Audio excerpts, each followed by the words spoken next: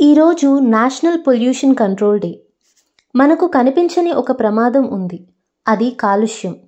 మన ఊపిరిలో కలిసే గాలి, మనం తాగే నీరు, మనం వినే శబ్దం కూడా, ఇవన్నీ మన ఆరోగ్యాన్ని నెమ్మదిగా ప్రభావితం చేస్తున్నాయి. కాలుష్యానికి ఒక్కో చిన్న కారణం కూడా ఉంటుంది. వాహనాల పొగ, చెత్తను కాల్చడం, అధిక శబ్దం, ప్లాస్టిక్ వినియోగం. పరిసరాలు కాదు, మన జీవితాన్ని మొత్తం మార్చేస్తుంది. కానీ మనిషి ఒక చిన్న స్టెప్ తీసుకుంటే మంచి మార్పుకు దారితీస్తుంది. వాహనం ఎక్కువగా వినియోగిస్తే కార్పూలింగ్ లేదా పబ్లిక్ ట్రాన్స్పోర్ట్ ఉపయోగించండి. చెత్త కాల్చకుండా వేరు చేసి పారవేయండి.